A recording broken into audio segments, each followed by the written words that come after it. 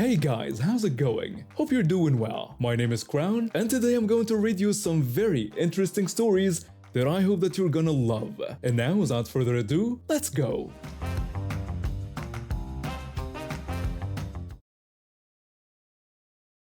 I was 19 when this happened back in 2011. I had just graduated high school the year before and was working part-time at the local hardware store while trying to figure out what I wanted to do with my life.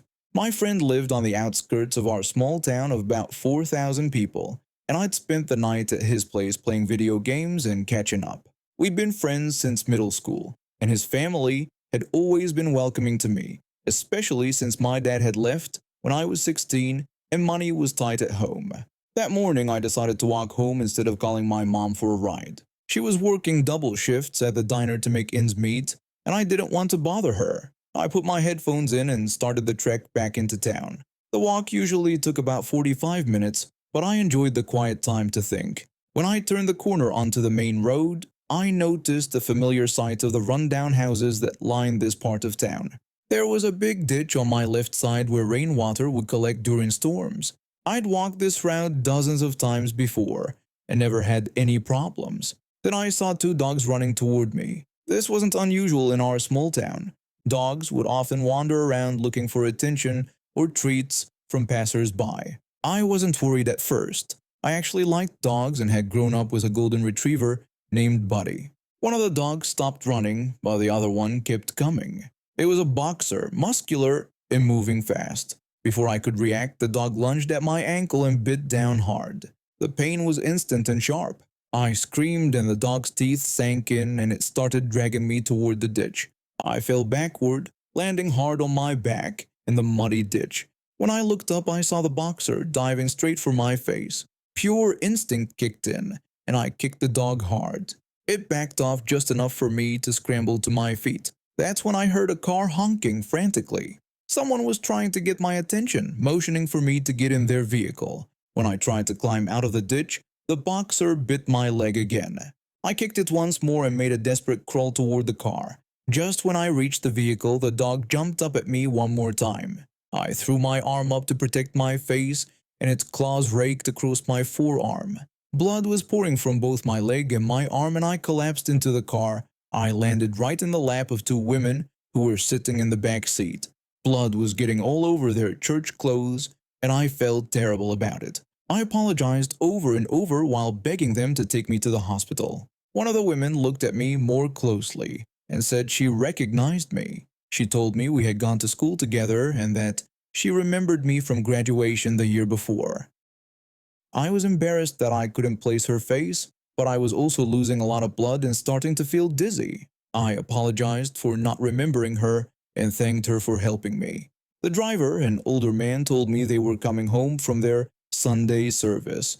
I had apparently jumped into a car full of Jehovah's Witnesses, but at that moment I didn't care what religion they were. They were saving my life. The driver said he would drive slowly past the house where the attack happened so we could see where the dog went. When we passed by, we all watched the boxer run straight up to a house. A woman appeared in the doorway, looked around to make sure no one was watching, and quickly let the dog inside.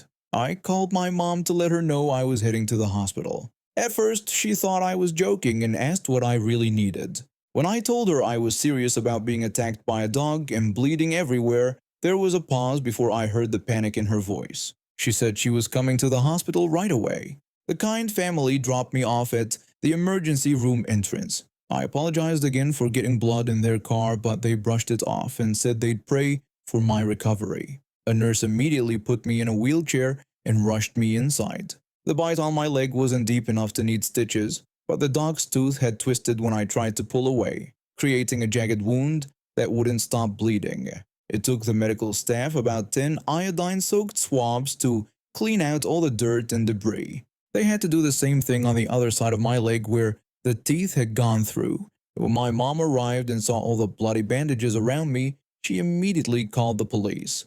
After the pain medication kicked in and I was more coherent, I gave my statement to an officer. He took photos of my wounds for evidence and asked if I wanted to go identify the house where the attack happened. We drove to the address and the officer knocked on the door. A middle-aged woman answered, looking annoyed. The officer explained that he had someone with him who was attacked by a dog from this residence and knocked into the ditch. The woman's expression didn't change at all. She claimed that her dog Hannibal was an old dog who only had a couple of teeth left and that there was no way he would hurt anyone. The woman actually named her dog Hannibal. But then again, maybe it was fitting. Right on cue, Hannibal appeared behind her and started barking and snapping in my direction. His teeth looked plenty sharp to me. The woman quickly dragged him back inside. The officer said he'd seen enough evidence. Karen asked if I was pressing charges against her, and the officer told her that was up to me to decide. I went home and spent the next few days thinking about what I wanted to do. The hospital bill came to $1,250, and with physical therapy and medication, the total was about $2,000. My mom's friend who worked as a lawyer said I could sue for up to $5,000, but I didn't want to be greedy. What really bothered me was when I was asked if I wanted the dog put down. I grew up loving animals, and even after what happened, I couldn't bring myself to have someone's pet killed. I declined. About a month later, I got a call saying the owner wanted to fight the charges in court. She wanted to argue against what seemed like a clear-cut case. There were witnesses, medical records, photos, and a police officer who saw her dog try to attack me again. Despite being told not to talk to me before the court hearing, Karen approached me in the courthouse hallway. She told me she couldn't afford to pay the settlement and that she was really sorry this happened, but she had to fight it. She said she hoped I would understand. I actually felt bad for her. She seemed like she might be struggling financially, and I started having second thoughts about the whole thing. The next day, I was sitting outside my house when the same police officer who had handled my case pulled up. He asked if he could talk to me for a minute, saying that before I made any final decisions about those charges, I should know what he had found when he investigated further. He showed me photos he'd taken of the woman's backyard. There were 6 dogs, all boxers, crammed into a tiny fenced area that looked like it could barely hold 2 dogs comfortably. He told me it got worse and explained that he had done some research on her. She was keeping these dogs for some guy in New York City who sold them to buyers. The dogs were kept in these terrible conditions, which made them aggressive and unpredictable. I thought about how much purebred boxers cost. I'd looked into getting one for my mom a few years back, and they ranged from $500 to $3,000 each. This woman had 6 of them, so there was no way she couldn't afford $2,000. I asked if she had been lying about her financial situation. The officer confirmed that's what it looked like. He said he had watched her house for 3 days, and she never let those dogs out of that tiny yard. She barely fed them and completely ignored them. Hannibal had apparently broken through a loose board in the fence when he attacked me. My sympathy for Karen completely disappeared. The next day in court, the judge addressed me first. He said he was told yesterday that I was considering dropping or reducing the charges. I confirmed that I had been thinking about it, and Karen's face lit up with relief. Then I explained that my feelings had changed that morning when I learned about the animal neglect and abuse happening at the defendant's property. Karen's expression changed instantly from hopeful to furious. She was glaring at me. The officer presented his evidence to the judge, explaining how the woman had never let the dogs out during the 3 days he watched the house. He described how she fed them very little and ignored them completely. He told the court that Hannibal had gotten through the fence, and that's how he was able to attack me. The judge was clearly an animal lover because he got visibly angry at the woman. In the end, I was awarded my hospital bills plus an additional $3,000. The woman lost all her dogs to the animal shelter. I heard later that a couple of them had to be put down because they were so violent from being mistreated. The guy in New York got investigated, but I think he paid something that made it all go away. Karen moved out of town after the local newspaper heard about the case and ran a story about it. A few months ago, I had a skiing accident that messed up my left foot pretty badly. The doctor said I couldn't put any weight on it for weeks. Lucky for me, my grandma had this automatic car that only needed the right foot for gas and brakes, so she let me borrow it while I recovered. I live in a small town in the Netherlands, and there's this one shopping area where I always go. The problem is, there are only 2 disabled parking spots in the whole place. They're right across from each other with a small walkway in between, and there's this sign on poles right in the middle of the walkway to mark them. So I'm driving there to grab some groceries, and what do I see? Both disabled spots are taken. This always gets on my nerves, but what can you do? I look closer and notice that one of the cars doesn't have the required blue disabled parking card displayed in the window. In our country, you absolutely need that card to park there legally. Without it, the fine is really expensive. I had to park way on the other side of the lot, which meant a long, painful walk on my messed up foot. I was using these awkward crutch things, so it wasn't exactly a pleasant stroll. During my slow walk to the shops, I always look at the different cars parked around. It's kind of a hobby of mine to see what people drive. When I passed the disabled spots again, I made sure to check if that car still didn't have the blue card. Yep, still nothing. It really ticked me off, but what could I do? It's not like I could kick his car or anything in my condition. I did my shopping and hobbled back to my car. Both cars were still in the disabled spots, but now I could see someone sitting in the car without the card. I figured I'd try to be helpful and educate the guy, so I walked over to his window and knocked on it. I told him that he couldn't park there without a disabled parking card and explained that he was making it really hard for people like me who actually needed these spots. The guy looked at me through the window with this annoyed expression. Then he suddenly opened his car door as hard as he could, and it slammed right into my injured leg. The pain shot through me immediately. He said sorry, but he said it was this smug smirk like he wasn't sorry at all. It was a kind of fake apology that only entitled jerks give when they know they're being awful. I knocked on his window again, hoping he'd realize what he'd done and maybe actually apologize. Instead, he rolled down his window just enough to stick his middle finger out at me, then drove off. I was furious but couldn't do much about it at the time. I just went home, icing my leg, and thinking about what a complete jerk that guy was. Fast forward 1 week, I'm driving to the same area to visit my friend who lives nearby. And guess what I see? The exact same car, parked in the exact same disabled spot, still without any blue card visible. I remembered how that guy had deliberately hurt my leg and showed me zero respect. I wanted him to understand how annoying it is when someone parks where they're not supposed to. When luck was on my side, every other parking spot in the lot was full, so I decided to park right behind his car, leaving just barely enough room for someone to squeeze through. When I'm getting out of my car, here comes the same guy walking up to me looking all angry. He started yelling at me that I couldn't park there and that it wasn't a real parking spot.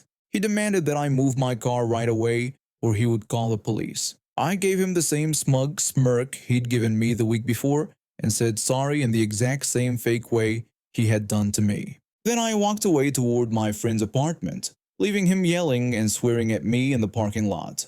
My friend's place is right above one of the shops, so he could see the whole parking area from his window. We were just hanging out, catching up, when we heard this loud crashing sound from outside.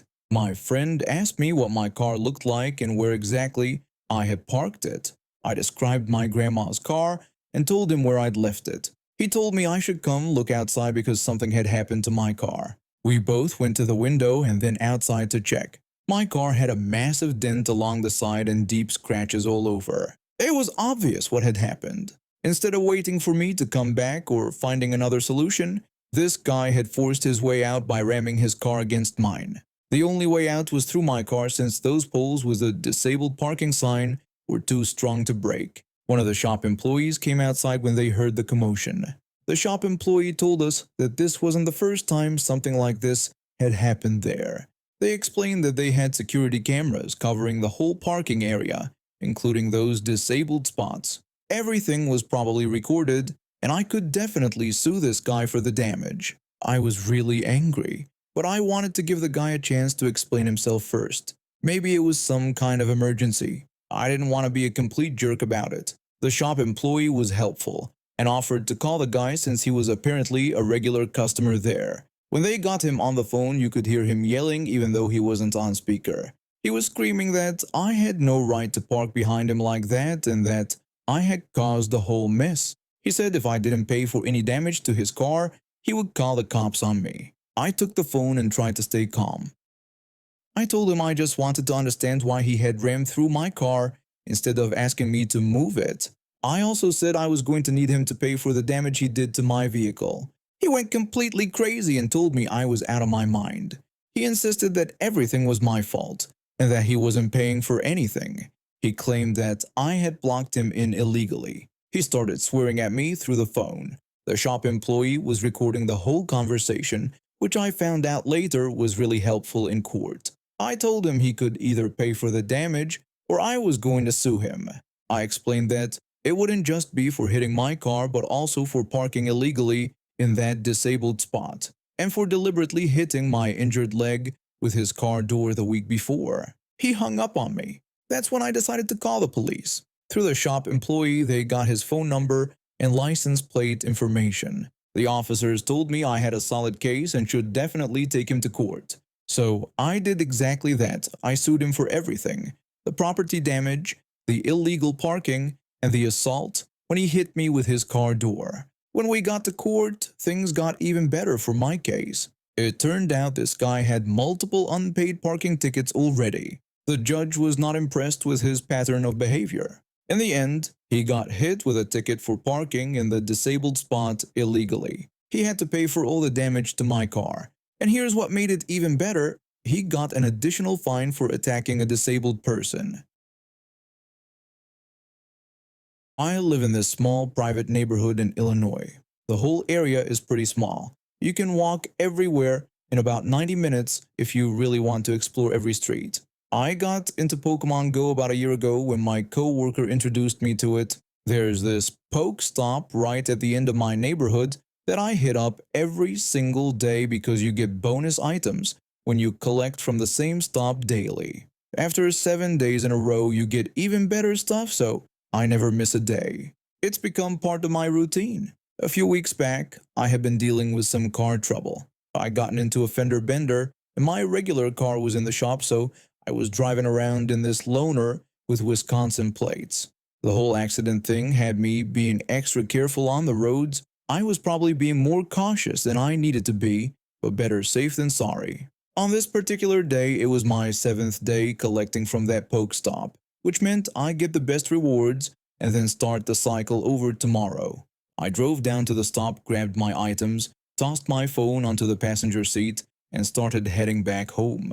The speed limit on that road is 20 miles per hour, but I was only going about 12 or 13. Like I said, I was being super careful after the accident. I'm driving up this small hill and turning the corner when I see this family walking along the side of the road. There's a woman, another woman who looked like her friend, 3 kids, and this guy carrying a little boy who looked about 3 or 4 years old. The guy also had a beer bottle in his other hand. When I approached them, the wife, her friend, and the 3 kids all moved off to the side like normal people do when a car comes by. But this guy, let's call him the jerk dad, he stepped closer to my car and started yelling something at me. Since I've been in that accident recently and was trying to be as safe as possible, I stopped the car completely, rolled down my window, and asked if everything was okay. I asked if they were all right and why he had done that. The jerk dad asked if I could see his family. I told him yes and asked what about them. He said I was driving too fast for the neighborhood. I should mention that because of the Wisconsin plates on my loaner car, he probably thought I wasn't from around here. I explained that I was only going about 12 miles per hour and the limit was 20, so I wasn't driving too fast. He claimed I almost hit him and his son. I pointed out that he had stepped close to a moving vehicle and that he was the only one putting his family in danger. Then he looked over at my phone sitting on the passenger seat. He said he didn't know the laws in Wisconsin, but in Illinois you can't be on your phone while driving. He threatened to call the police. I told him I didn't know Wisconsin laws either since the car was just a loaner and that I lived in Illinois too.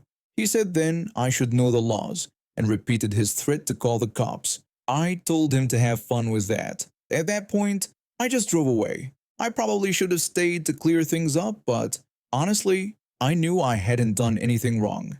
I wasn't on my phone while driving. I was going under the speed limit, and he was the one who stepped toward my car.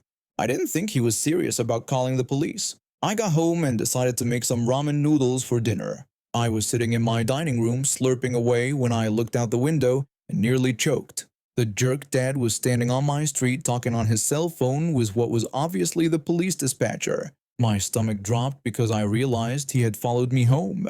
My neighborhood is really small, so from where our encounter happened to my house was maybe a 2 or 3 minute walk. He must have followed me right after I drove away, and I hadn't noticed because I was just focused on getting home. About 5 minutes later, 2 police cars pulled up with 3 officers. I stepped outside figuring I was about to get arrested or something. The officers started questioning both of us. The first officer asked if I knew why they were there. I said I had a pretty good idea what they thought they were doing there, but asked them to let me know. The officer explained that the gentleman had called them, saying I attempted to run his family over after getting caught texting while driving and going way over the speed limit. My mind went completely blank for a few seconds. This guy had told the police that I tried to commit vehicular manslaughter. When my brain started working again, I responded. I told the officer that couldn't be farther from the truth. I explained I was driving home from playing Pokemon Go, and my phone was in the passenger seat the entire ride home. I said this man had stepped close to my car while I was driving. The jerk dad yelled that I was lying and had nearly killed his family. He demanded they arrest me. The second officer told him to calm down and said they would settle this. The first officer asked what this man was doing when the incident occurred. That's when an idea hit me. I realized I could use his own behavior against him. I explained that he was walking with his family along the side of the road, carrying a young boy on one arm and holding a beer bottle in the other. The jerk dad called me garbage and said that wasn't true. The second officer told him to control himself. I continued saying that when I drove by them, the rest of his family went to the side of the road, but he stepped closer to my car. I estimated he got within an inch of me. The jerk dad said this was nonsense and that I was just trying to protect myself. The first officer told him that if what I was saying was true, he could be arrested, not me. The second officer asked if I was sure that's what happened. I said I was positive and that he got way too close to my moving vehicle while holding a child and a bottle of Miller Lite. The jerk dad quickly corrected me, saying it wasn't Miller Lite, it was Budway. But then he cut himself off and tried to backtrack. It was way too late though. All 3 officers were now staring at him. He tried to defend himself, but then the third officer asked something I never thought I'd hear a cop say. The officer asked if he had had anything to drink that evening. The jerk dad, way less confident now, stammered that he hadn't. They walked him over to one of the police cars and gave him a breathalyzer test. The result was 0.12%, just over the legal limit. Got him. The guy ended up confessing that I was telling the truth about what happened. He was arrested for public intoxication and child endangerment. The officers told me he'd have to go before a judge to determine if he was a danger to his family. They asked if I wanted to press any additional charges against him, but I said no. The guy already had enough legal trouble to deal with. The whole thing was pretty crazy. I still hit up that Pokestop every day, but I'm definitely more aware of my surroundings now. And now we have reached the end of today's stories. Thank you for watching, and see you next time.